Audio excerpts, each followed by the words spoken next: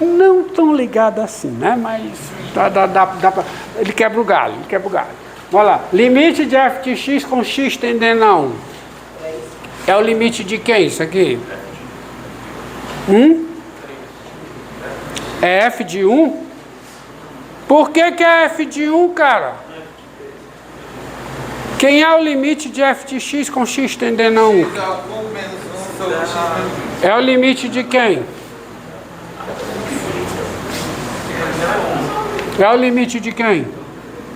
Presta atenção. É o limite com x tendendo a 1 de quem? X ao cubo menos 1 dividido por x menos 1. Você pode argumentar de várias maneiras. Pode argumentar o seguinte: se o x tende a 1, então o x é o quê? Diferente de 1. E se o x é diferente de 1, quem é f de x? X é a terceira menos 1 sobre x menos 1. Maneira. A minha preferida, claro, eu tenho a minha preferida.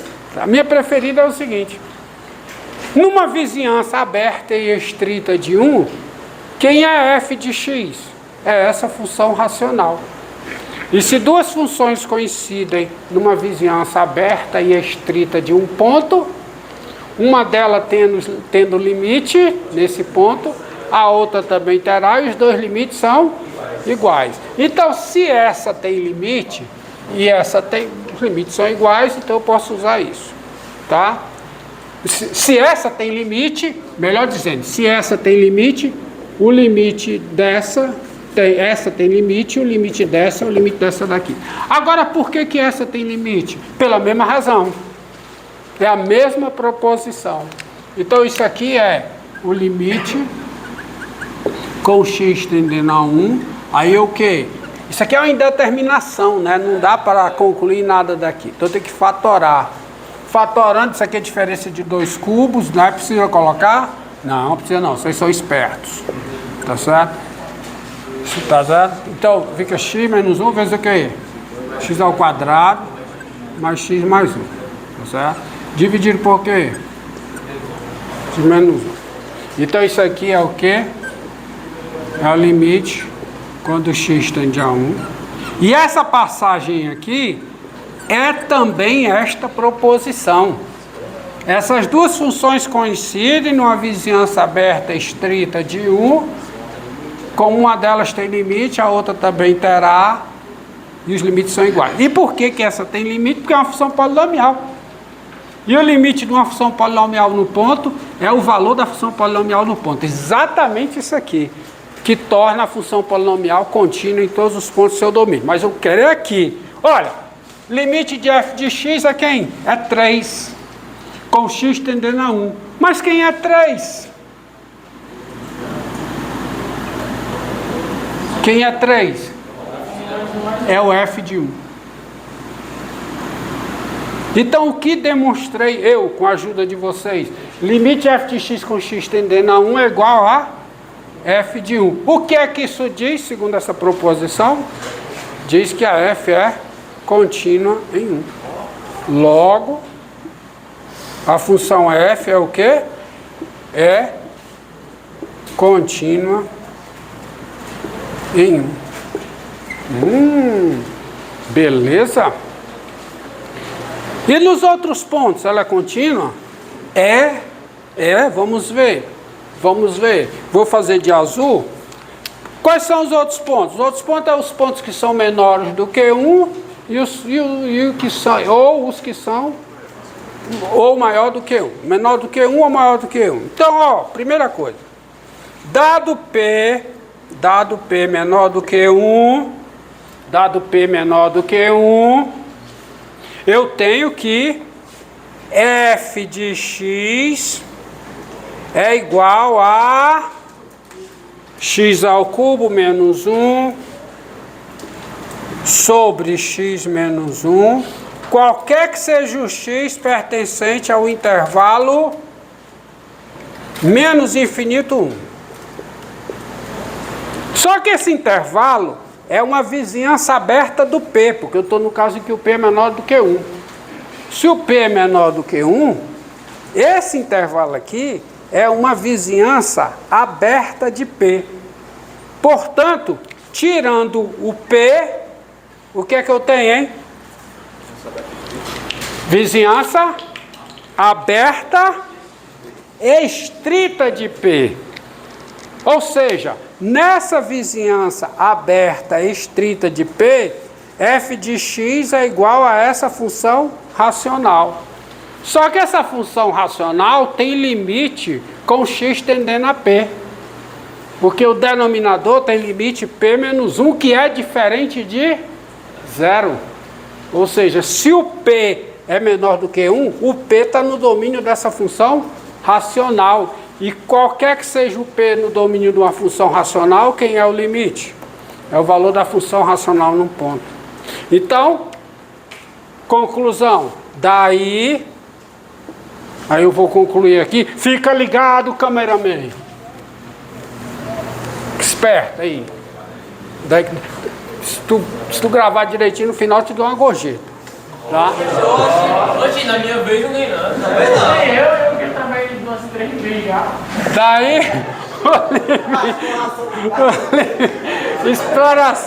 exploração discente, né? Do discente pelo docente, né? O limite com x tendendo a P de f de x, quem é? É o limite com x tendendo a P de quem? De quem? De x3 menos 1 sobre x menos 1. Isso aqui é o quê? P3 menos 1 sobre P menos 1. Não precisa nem fatorar, tá? Já pode calcular direto. Propriedade operatória, porque o denominador tem limite diferente de 0. Mas quem é P3 menos 1 sobre P menos 1, no caso em que o P é menor do que 1? É quem?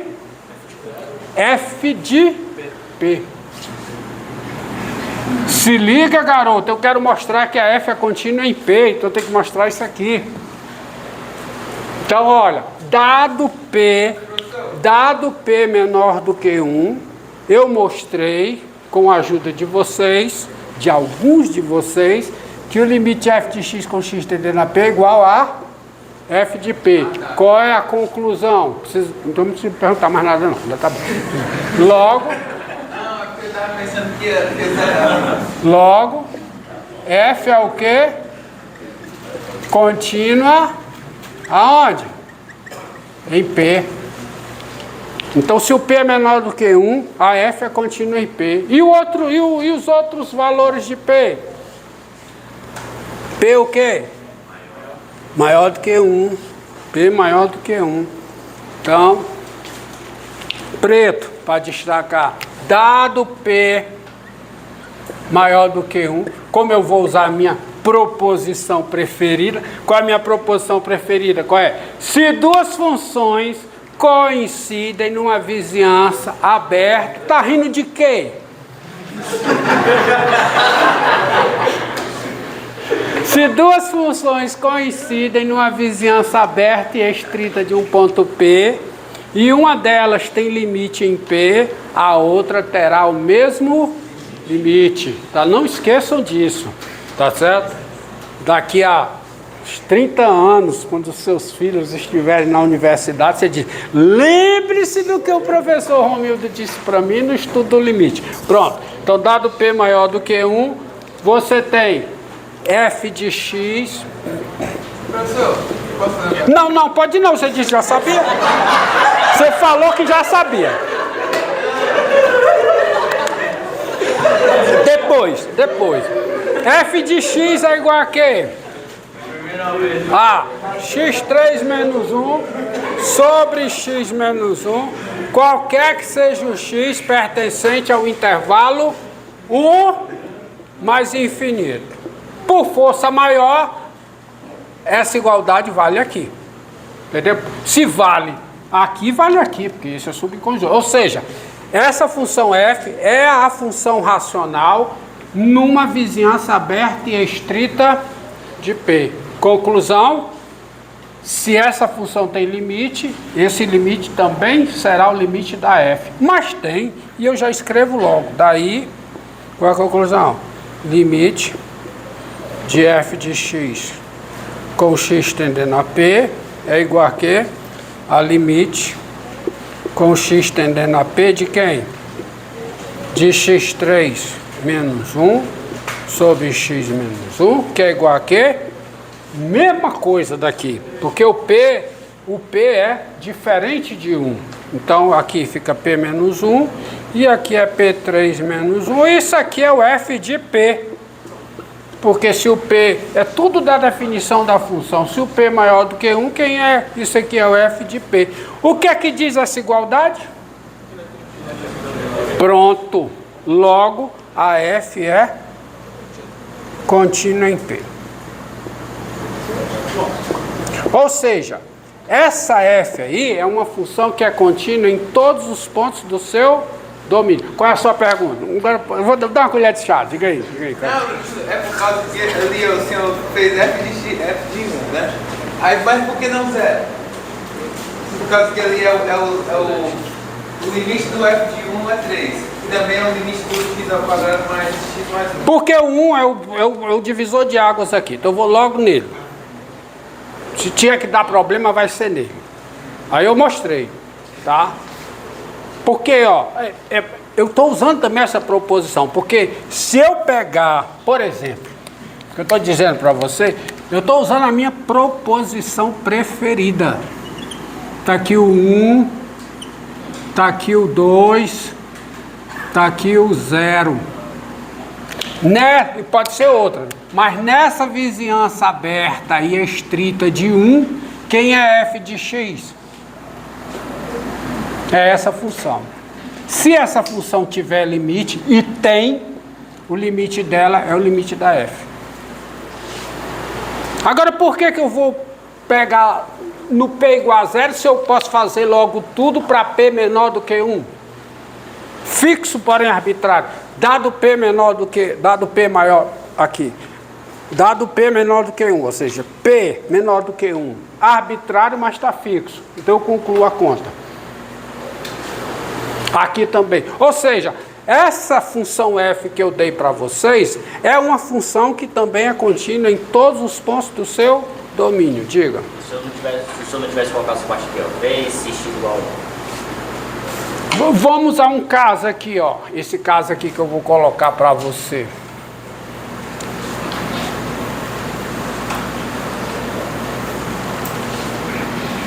E vou colocar um caso mais um caso que lembra isso que você falou e um caso e um outro caso bem parecido com esse que se enquadra nesse que você falou.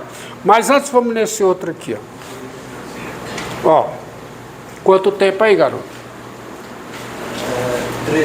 13, então ainda dá. Seja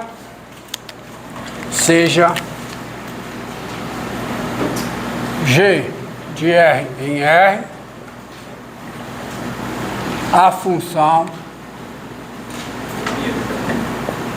dada por G de x igual a 1 mais x ao quadrado, bem simples. Se x é maior que ou igual a 0, tá? 1 mais x ao quadrado, se o x é maior que ou igual a 0. E 3 menos 2x, se o x é menor do que 0. Ó, essa função está bem definida. Quem é g de 1? G de 1 é 1 mais 1 ao quadrado. Quem é g de menos 1?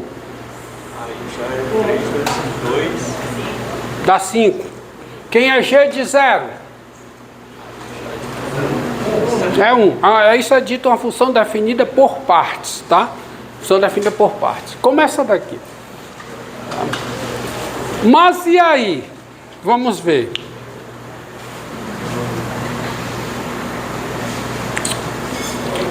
Vamos logo no problema. Se tiver que dar problema, é aonde?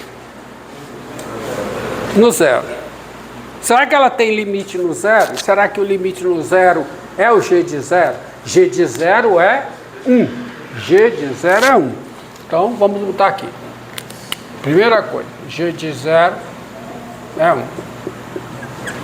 Aí, como eu não falei de limite lateral, ainda vou falar de limite lateral para vocês, eu vou usar a minha segunda proposição preferida sobre limite, que é a proposição que eu uso para mostrar que o limite não existe, que é a seguinte: se duas funções coincidem num conjunto A, e esse conjunto A tem um ponto de acumulação P, e as duas funções têm limites em P, os limites são iguais. Proposição que eu enunciei na aula passada, usei aqui no exemplo e disse: a demonstração está nas notas, e eu fiz a demonstração lá no vídeo, lá para o pessoal da matemática. Mas foi diferente, não existe. O quê? Mostrou lá se o senhor fez o limite L e o limite M, mas eles são diferentes, aí não existe. Não, eu mostrei que os limites são iguais. Aí no exemplo, a conclusão é que eu chego, preste atenção, olha como eu argumento. A minha proposição, ela mostra o seguinte, segunda proposição preferida do professor Romildo.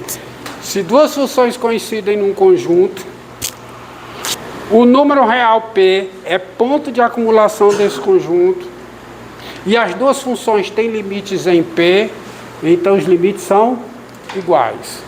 Essa proposição eu uso para mostrar que não existe limite. É um critério para mostrar a não existência de limite, usando demonstração por absurdo. Então, veja o seguinte, ó. Vou mostrar que não existe o limite no zero, tá?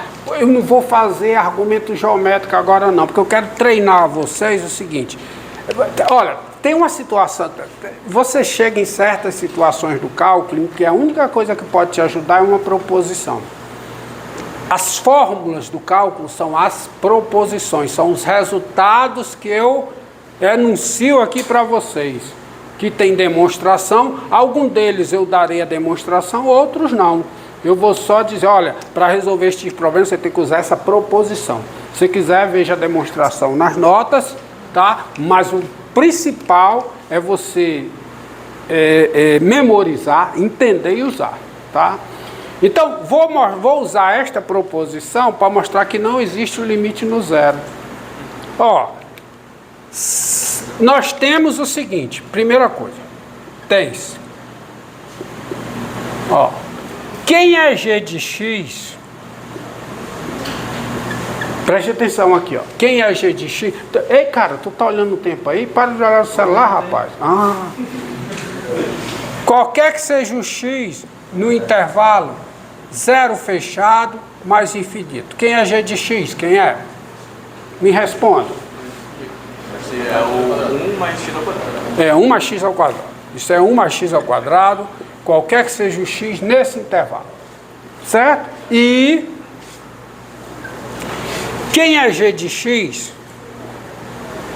qualquer que seja o x no intervalo menos infinito, zero aberto. Quem é?